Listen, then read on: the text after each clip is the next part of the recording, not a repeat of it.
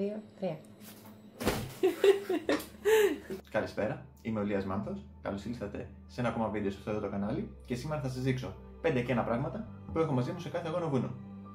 Αρχικά, πριν τον αγώνα, αρχίζουν πάντα με την προετοιμασία στα πόδια μας. Έχω εδώ πέρα κάποιες κρέμες, όπως η Gevolt, η οποία τη βάζω μια εβδομάδα πριν στα πόδια για να μαλακώσουν, οπότε να αποφύγουμε ερεθισμούς και φουσκάλες κατά τη διάρκεια του αγώνα.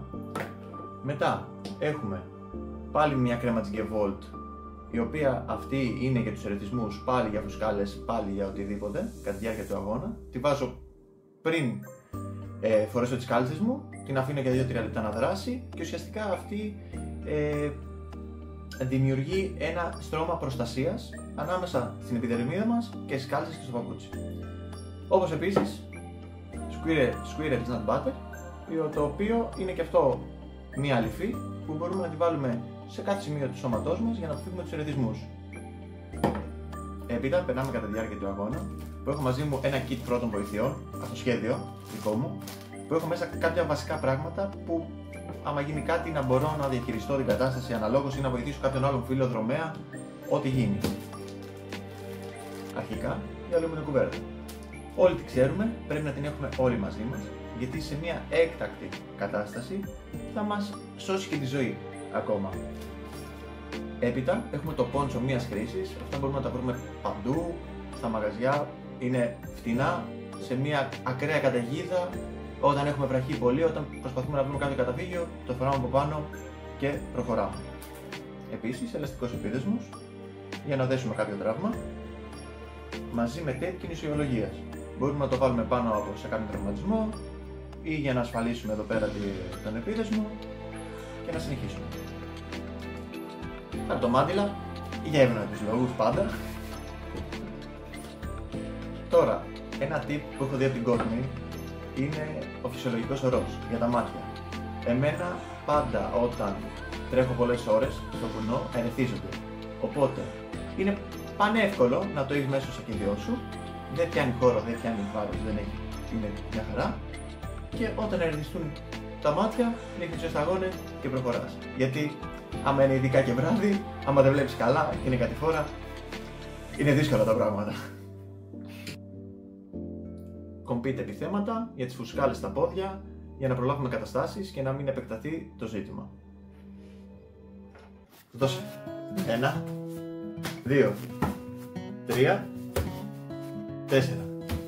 Εδώ έχουμε τα διάπροχά μας. Λοιπόν, όταν είμαστε στο βουνό, τα καιρικά φαινόμενα δεν μπορούμε σίγουρα να γνωρίζουμε τι θα γίνει με τα καιρικά φαινόμενα. Οπότε, πρέπει να προστατευτούμε από τη βροχή, τον αέρα, το χαλάζι, το χιόνι, τα πάντα. Εδώ έχω μαζί μου μερικά διάβροχα, τα οποία χρησιμοποιώ ή χρησιμοποιούσα τουλάχιστον, για να σας δώσω μερικές επιλογές. Θα ξεκινήσουμε από τα γάντια. Τα γάντια αυτά είναι της Salomon, τα διάβροχα.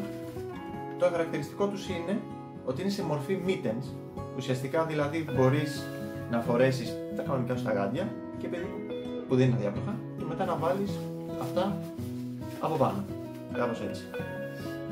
Επίσης, άμα συσταθείς ή θέλεις να χειριστείς το κινητό σου ή κάτι άλλο, εδώ είναι και εδώ και είσαι πανέτοιμος. Όσο αφορά τα διάβροχα για το πάνω μέρος, έχω δύο επιλογές. Μία πιο οικονομική και μία λίγο πιο ακριβή. Η πιο οικονομική είναι της Magne Sac, το διάβροχο, το οποίο έχει αδιαβροχοποίηση 10.000 και διαπνοή 8.000.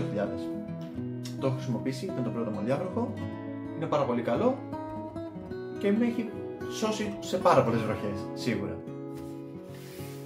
Αυτό το διάβροχο της Salomon, το Bonati Trail, έχει αδιαβροχοποίηση και διαπνοή 20.000 και 20.000. Είναι σαφώς καλύτερο το προηγούμενο που σας έδειξα. Έχει μια τσέπη στο αριστερό στήθος,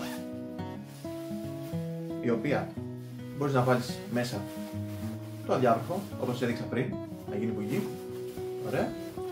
Και έχει επίσης μια μικρή οπή μέσα που μπορεί να περάσει το φλασκί της Salomon σαν καλαμάκι και να μπορείς να έχεις την υδροτροφοδοσία σου ακόμα και να το βάζεις πάνω από το σακιδιό σου χωρίς να ανοίγεις, να κλείνεις, τίποτα. Επίσης, μια πάρα πολύ ωραία λεπτομέρεια είναι για να ρυθμίσουμε τη θερμοκρασία του σώματός μας, ένα ωραίο κλιπ μπροστά στο στήθος, οπότε μπορούμε να το ανοίγουμε, όχι όλο, λίγο, για να μην υπερθερμανθούμε. Επίσης αυτό το διάβροχο δεν έχει τσέπες, είναι το αρνητικό του,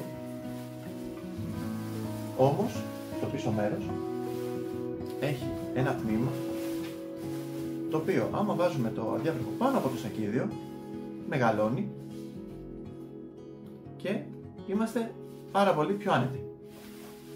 Αδιάβροχο παντελόνι της Mackinac Shark έχει τέτοια χαρακτηριστικά με το αδιάβροχο πάνω μέρος και αυτό δεν το έχω χρησιμοποιήσει, το έχω χρησιμοποιήσει μόνο σε κάποιες προπονήσεις που είχαν έρθει σε βουνό, ήταν βράδυ, είχε πάρα πολύ κρύο αέρα, φυσούσε και ίσως να μην χρειάζεται σε κάθε αγώνα αυτό.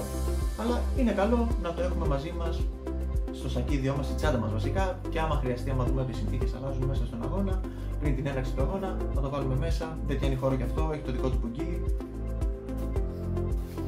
Πολλοί αγώνες, ultra, θα χρειαστεί να περάσουμε για κάποιο βράδυ μέσα ή αρχικά μπορεί να γίνεται η έναρξη του αγώνα πάρα πολύ πρωί, να τελειώνουμε αργά, οπότε σίγουρα θα χρειαστούμε έναν φακό. Στη διάθεσή μου έχω δύο φακούς. Ο ένας σαφώς καλύτερος από τον άλλο. Θα ξεκινήσουμε από τον πιο απλό φακό, που εγώ τον χρησιμοποιώ σαν εφεδρικό πάντα, γιατί μερικοί αγώνες το έχουν σαν βασικό εξοπλισμό. Υπάρχουν δύο φακοί. Αυτός είναι της Nightcore, ο NU32, είναι πάρα πολύ καλός φακός. Απλώς θα σε βοηθήσει άμα γίνει κάτι με το βασικό σου, να προχωρήσεις, να περάσει όμως ακόμα και τον εξοπλισμό, το βασικό τον εξοπλισμό που θέλει κάθε διοργάνωση και κάθε αγώνας.